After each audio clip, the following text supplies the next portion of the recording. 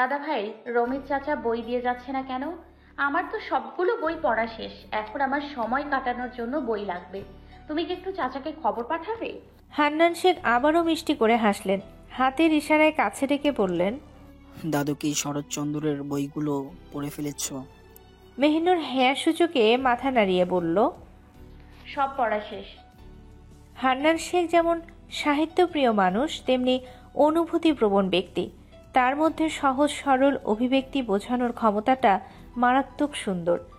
উনি যে যথেষ্ট রসিকপ্রিয় মানুষ একথা পুরো গ্রাম জানে, কিন্তু কাজের বেলায় সাংঘাতিক কঠোর হয়ে যান তিনি।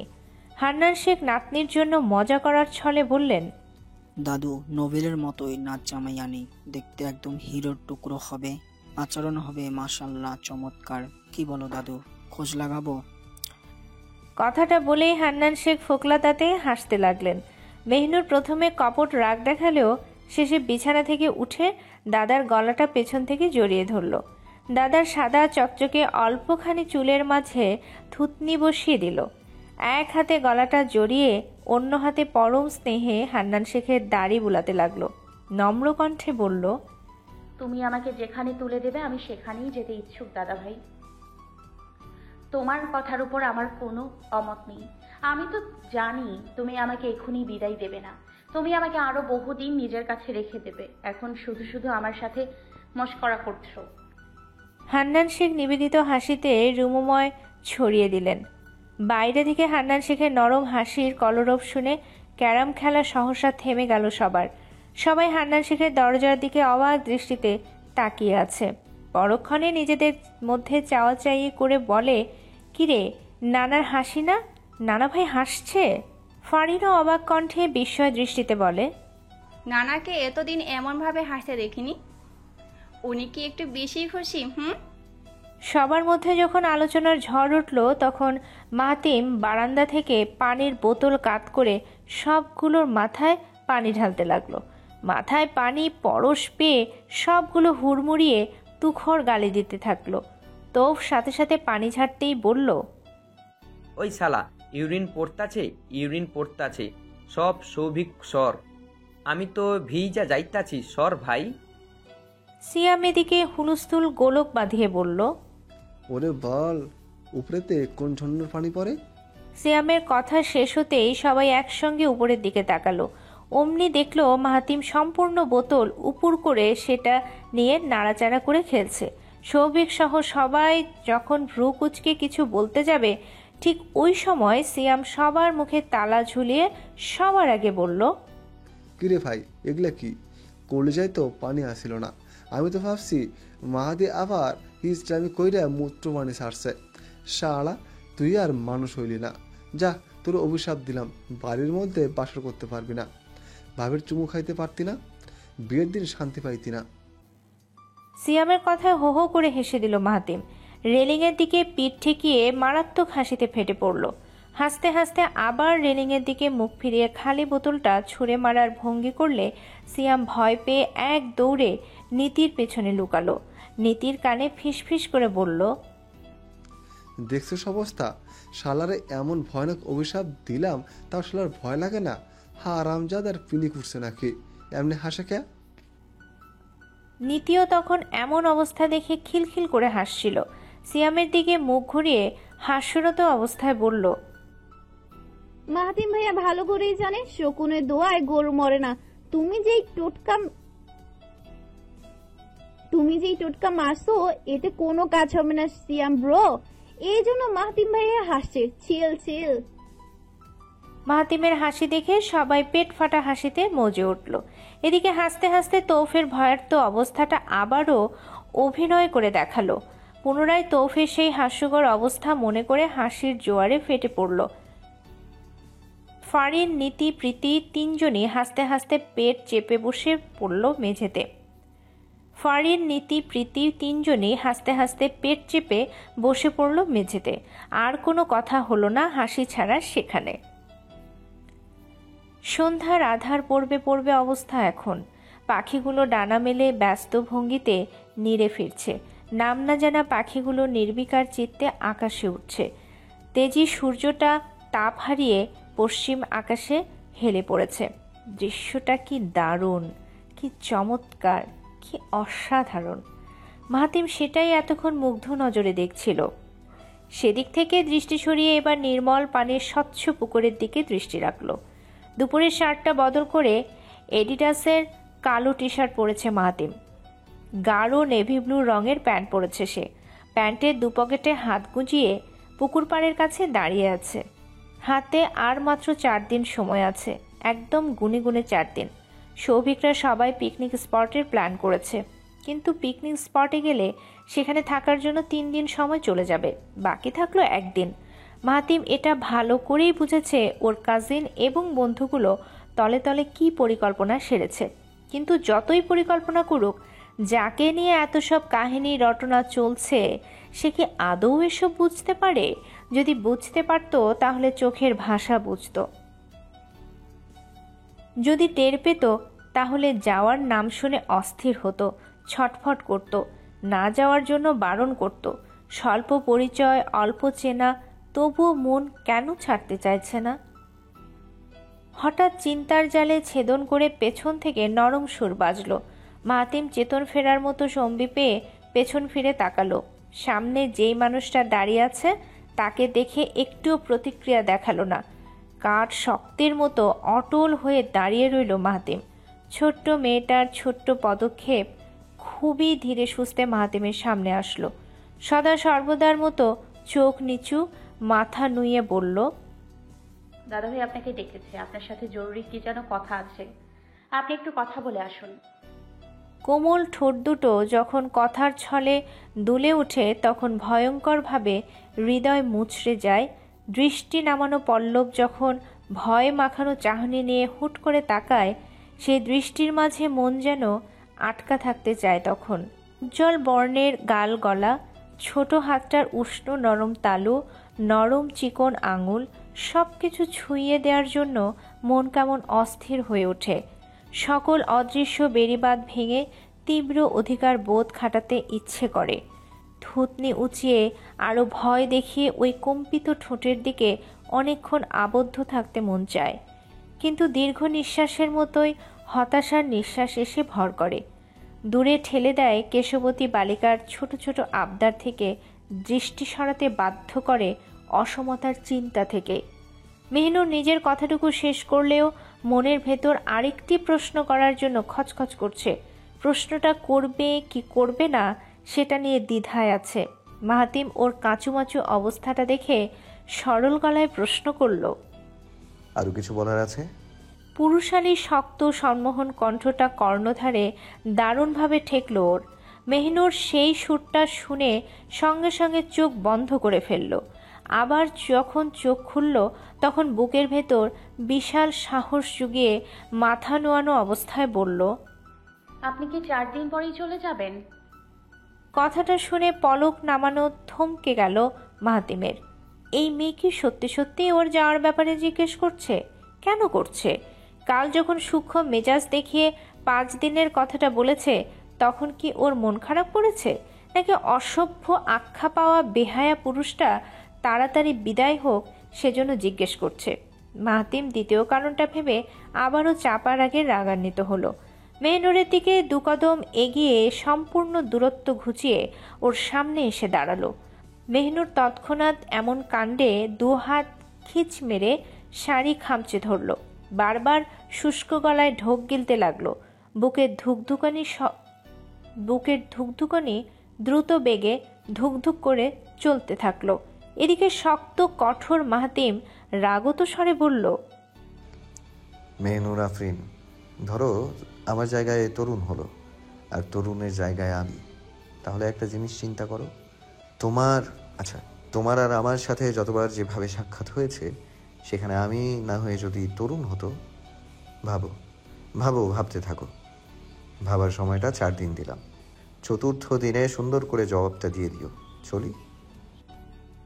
মেহনুরের মাথায় জট পাকিয়ে আপন মনে চলল মাহাতিম।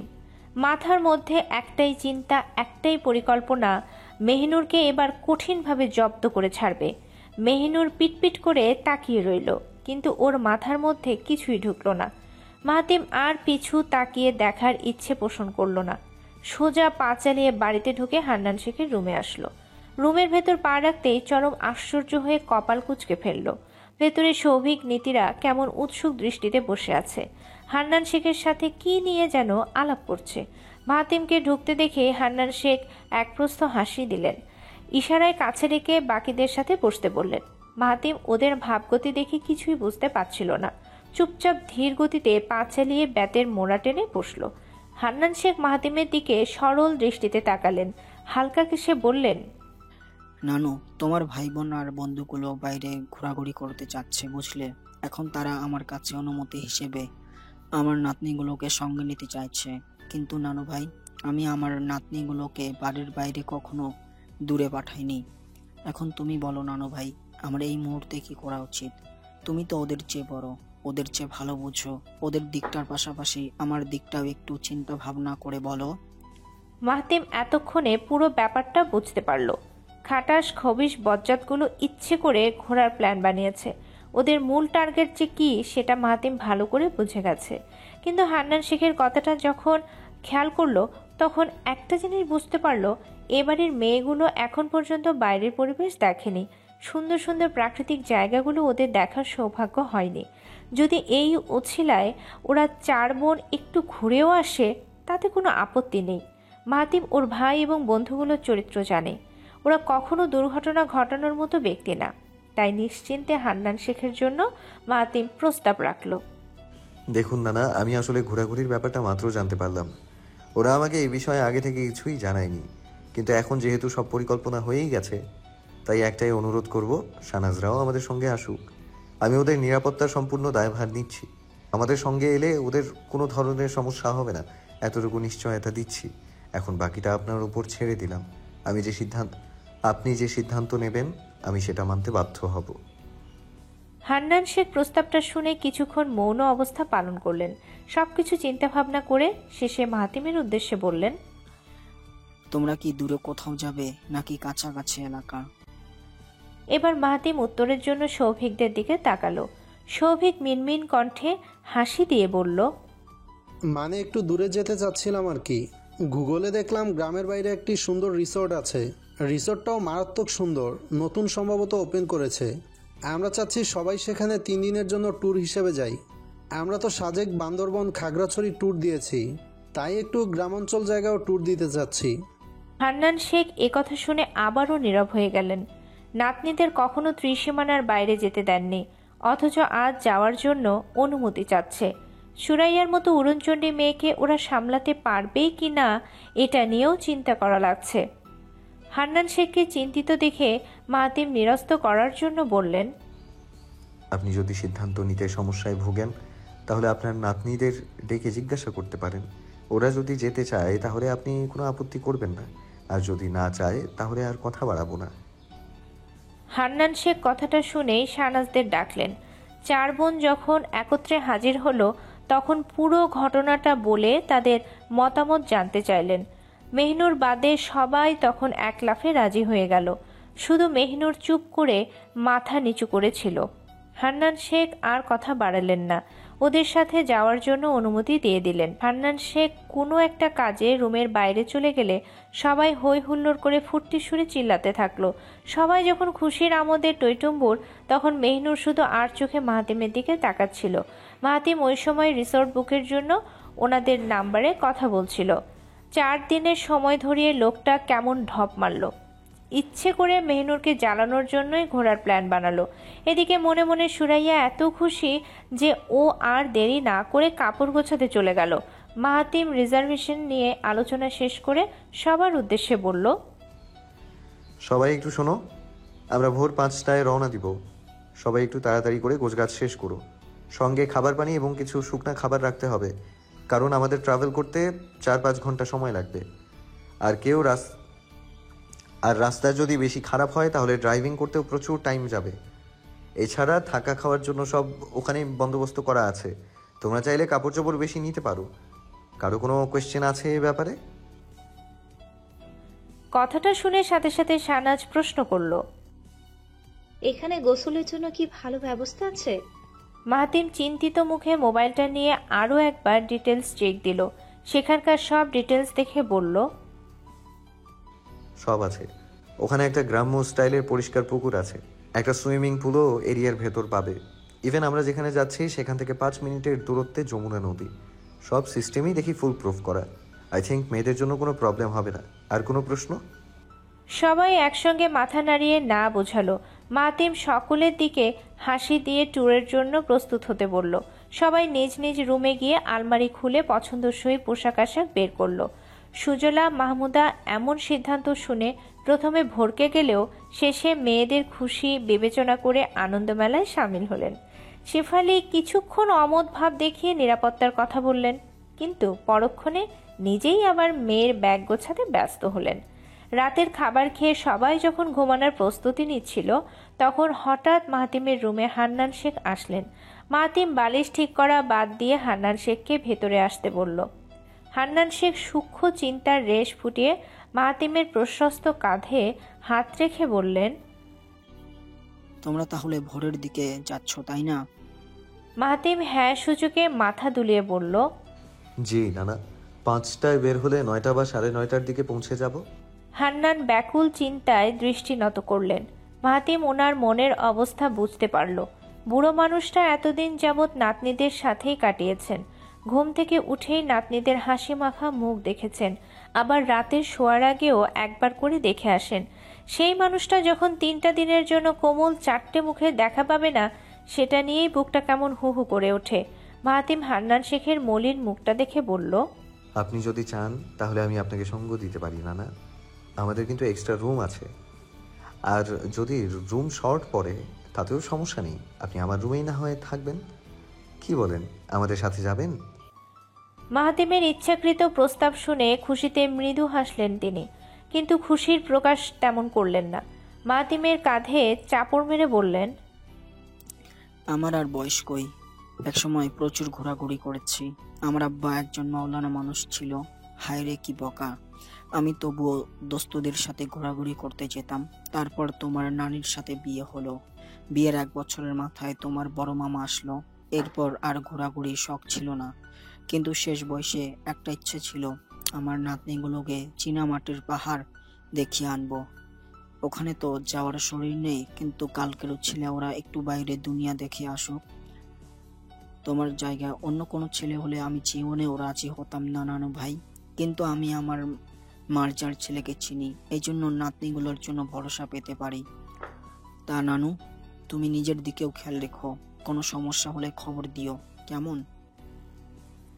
মাহাতিম সরল ভঙ্গিতে হাসি দিয়ে হান্নান শেখের হাতটা ধরল। 2 হাতের মধ্যে বৃদ্ধের চামড়া কুচকানো হাতটা ধরে সম্মতি বুঝিয়ে দিল। হান্নান শেখ আর বাক্য খরচ করলেন না, চুপচাপ নিজের রুমে চলে গেলেন। এদিকে মাহাতিম যখন ঘুমিয়ে পড়ল, অন্যদিকে সকলের অগোচরে গোল বৈঠক বসল। এবারের বৈঠকটা মাহাদি সহ করা হচ্ছে, তাও আবার ফারিনের রুমে। ফারিনের রুমটা এখন বদল হয়ে সাবার রুমে এসেছে। আজ সাবা শাহনাজের সাথে ঘুমাবে, তাই ফারিনও খুব চালাকি করে সবার শোয়ার পরই বৈঠক ডেকেছে। একসঙ্গে নয়, মাথা একত্র হয়ে বসেছে। রুমের লাইট নিভিয়ে বৈঠকের মাঝখানে ফোনের ফ্ল্যাশ চালানো হয়েছে। প্রীতি সবার প্রথম ফিসফিসিয়ে বলল, কাল যেভাবেই হোক মেহনুরকে ভাইয়ার জিপে বসাতে হবে, ও যেন ভুলেও আমাদের জিপে না বসে।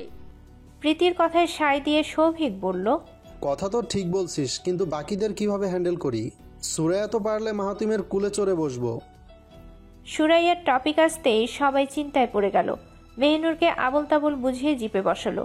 সেখানে যদি সুরাইয়া এসে পল্টি খায়, কেউ কোনো সূত্র ধরে আগোতে পারল না। কিন্তু মাহাদি ঠিকই একটা সুরাহা খুঁজে সবাইকে চমকে দিয়ে বলল, আমার কাছে একটা প্ল্যান আছে, শুনবা? কেউ ওর কথায় গুরুত্ব দিল না। সবাই আগের মতো চিন্তায় ডুবে গেল। কিন্তু নীতি তখন কি মনে করে মাহাদিকে বলার সুযোগ দিল। মাহাদি তখন খুশি হয়ে সাবার দিকে তাকিয়ে বলল, আমি এদিকে মেহনুর আপাকে ইচ্ছা মতো দেরি করিয়ে দিব, আর ওদিকে তোমার মাইকোতে সব সিট দখল করে বসে পড়বা। যখন আপু এসে দেখবে গাড়িতে আর জায়গা নেই, তখন বাধ্য হই ভাইয়ার জিপে বসে পড়বে। কথা শেষ হতেই মাথার পেছনে দারুণ থাবড়া খেল মাহাদি। ব্যথায় আর্তনাদ করতে তৌফ ওর মুখ চেপে শব্দ আটকালো।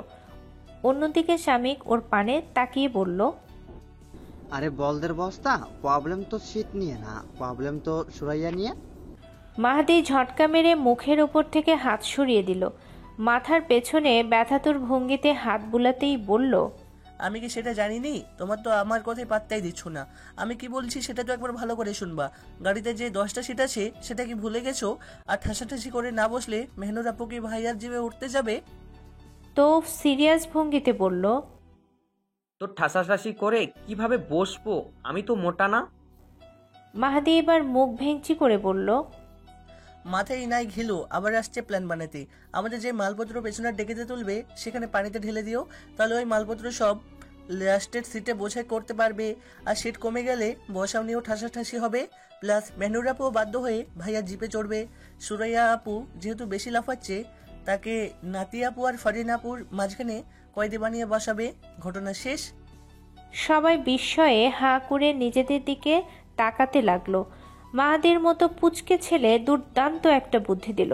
সবাই খুশিতে আটখানা হয়ে পিঠ চাপড়াতে লাগলো ওর। মাহাদি যেন ফুলে ফুলে আরও অ্যাটিটিউড দেখাতে শার্টের কলারটা টেনে নিল। গোল বৈঠক শেষ হতেই সবাই ঘুমানোর জন্য চলে গেল। আকাশ এখনো কালো কুচকুচো হয়ে আছে। রাত্রিকালীন শেষ মুহূর্ত চলছে। একটু পরে আজান দিলেই ভোরের আলো ফুটতে শুরু করবে। শাহনাজ সবার আগে উঠে 3 বোনকে ডেকে তুলল। সুজলা, মাহমুদা, শেফালি সবার জন্য শুকনো খাবারের ব্যবস্থা করতে লাগলো। ঘড়িতে বাজে 4:30। শাহনাজ হাত মুখ ধুয়ে এসে দাদাকে একবার দেখে এলো। হান্নান শেখ ঘুমোচ্ছে বলে ওনাকে আর ডাকলো না। শাহনাজ আজ সবুজ রঙের শাড়ি বের করেছে, আঁচলটা কালো, তবে ব্লাউজটা লাল রঙের। শাহনাজ আজ সবুজ রঙের শাড়ি বের করেছে, আঁচলটা কালো, তবে ব্লাউজটা লাল রঙের। সাবাও নিজের জন্য গাঢ় নীলের তাঁতের শাড়ি বের করেছে। ব্লাউজ যে কোনটা পরবে সেটার জন্য সাদা ও নীল রং নিয়ে চিন্তায় বসে আছে। সুরাইয়ার জন্য শেফালি এসে লাল রঙের শাড়ি রেখে গেছে।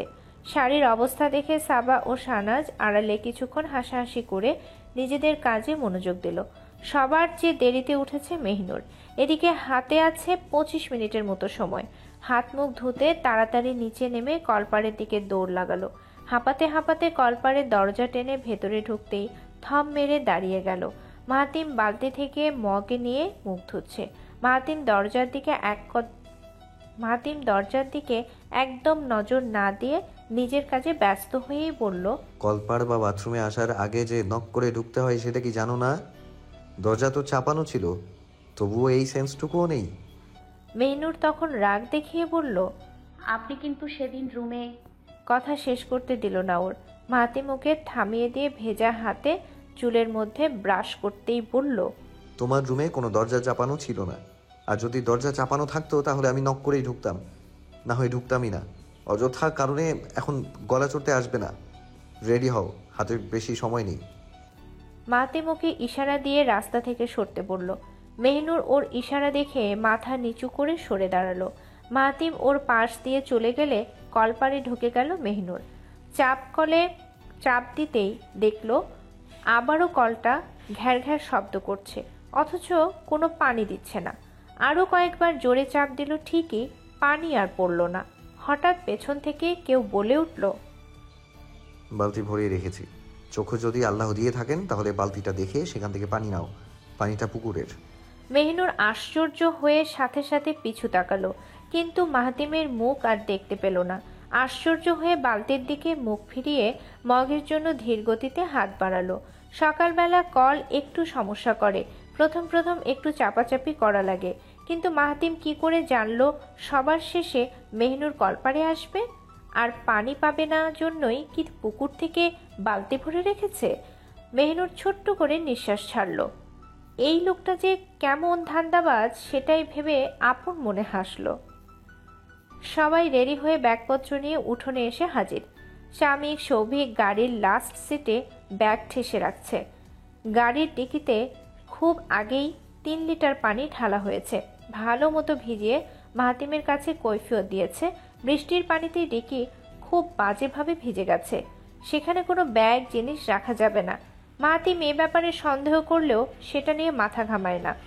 এদিকে সুরাইয়া, সাবা, শাহনাজ উঠোনে এসে উপস্থিত হলে তৌফ দ্রুত সৌভিকের বুকে কনুই মারে। সৌভিক কপাল কুঁচকে ওর দিকে তাকালে তৌফ নিচু স্বরে বলে, দোস্ত, সুবাইয়ার অবস্থা দেখ, মনে হয় বিয়ের শাড়ি পরে আসছে। ভাই রে ভাই, আমারে বুঝা তুই, ট্যুরে কেউ গেট আপে বের হয়? সৌভিক এক পলক সুরাইয়ার দিকে তাকালো। কটকটে লাল রঙের শাড়ি পরেছে সুরাইয়া, যার পাটটা সোনালি। মুখে বেজ মেকআপ জাতীয় কিছু করেছে, যার জন্য ব্রাইডাল লুক বোঝা যাচ্ছে। সৌভিক এইটুকু বুঝতে পারল, সে যদি আর কিছুক্ষণ ওর দিকে তাকিয়ে থাকে তাহলে অট্টহাসিতে মারা যাবে।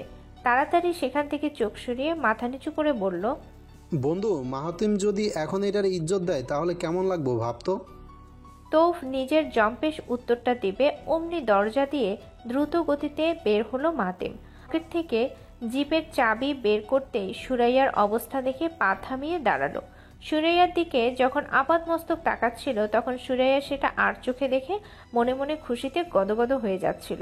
এদিকে মাহাতিম পাল্টা কোনো প্রতিক্রিয়া না দেখিয়ে চুপচাপ জিপে উঠে বসলো। কি সিস্টেমের চাবি ঢোকাতেই শেফালি এসে হইচই সুরে বলল, আচ্ছা, এতগুলা মানুষ যাব, এতগুলা জিনিস যাব, গাড়ি কেন একটা যাব? এক গাড়িতে ঠাসাঠাসি করিয়া বসবার মানে আছে? ও সুমাইয়া, তুই গাড়ি নাম তো, জিপ গাড়িতে উঠিয়া বস। এ কথা শুনে মাহাতিম চাবি মুচড়ানো থামিয়ে শেফালির দিকে ভ্রু কুঁচকে তাকালো। শেফালির দৃষ্টি আকর্ষণ করে বলল, জিপ কি আপনি চালাবেন মেজো মামি? কাকে অর্ডার দিচ্ছেন? আমি তো আমার জিপে আর কাউকে বসাবো না। মাহাতিমের অবস্থা দেখে নীতিরাও কিছু বলল না। সৌভিক শুধু ঠোঁটের উপর তর্জনী দিয়ে চুপ থাকার ইশারা করল। পেছন থেকে সুজলা, মাহমুদা, মার্জা ও হান্নান শেখ এসে জড়ো হয়েছে সেটার জন্য বাধা দিল। শেফালি প্রচণ্ড ক্ষেপে গিয়ে বলল, দেখো মাতিম, তুমি করলাম ভালো কাজ করতেছ না। গাড়িতে ঠাসাঠাসি করিয়া বসলে কেউ কি শান্তি মতন চাইতে পারবো? তোমার জিপ তো পুরোই খালি। সুমাইয়ারে একটু বসবার জায়গা দিলে তো ক্ষতি হবো না। মাতিম এবার ভ্রু উঁচিয়ে ড্রাইভের হুইলের উপর দুহাত রেখে তাকালো। রাগত স্বরে সংযত ভঙ্গিতে বলল, আপনার মেয়ে কি খুবই ভালো মনে করেন? একটার পর একটা রং তামাশা যে করছে সেটা কি ভুলে গেছেন? সুরাইয়া যদি আমার বোন হতো, থাপড়িয়ে ওর সাহস বের করে দিতাম। আমার একটা বোন আজ পর্যন্ত কুপথে যায়নি, আমাকে না জানিয়ে, পরিবারকে না বলে কোথাও বের হয়নি। সেই মেয়েকে আমার পাশে কেন, আমার আশেপাশেও রাখবো না। আপনার যদি একান্ত সমস্যা হয়, ওকে ওই গাড়ি থেকে নামিয়ে নিন।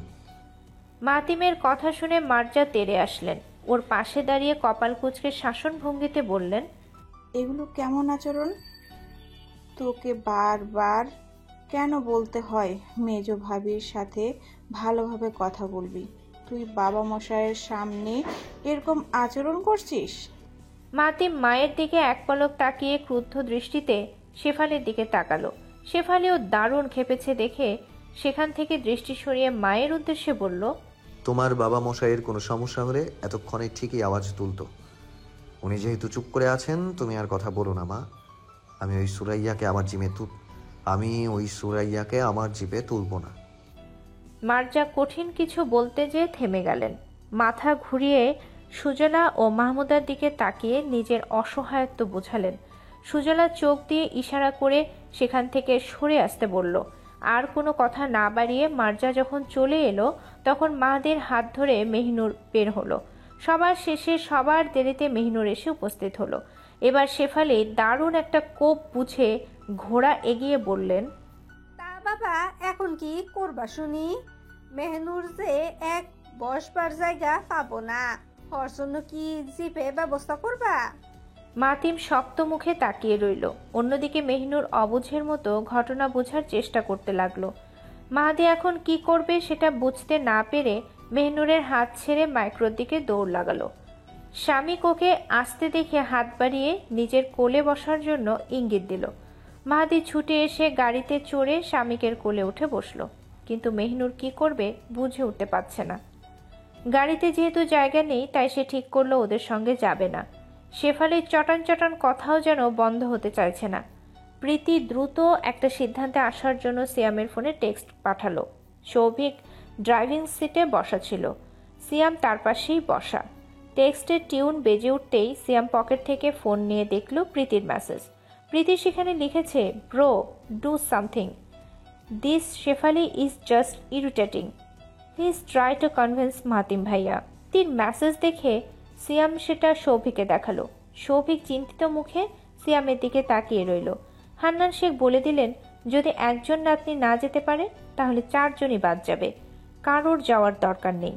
সুজলাও বলে দিলেন, মেয়েরা বাড়িতে থাকুক, বাকিরা ঘুরে আসুক। ট্যুরের রাস্তা যখন সবাই বন্ধ দেখল তখন মাহাতিম থমথমে অবস্থায় নীরবতাচ্ছিন্ন করে বলল,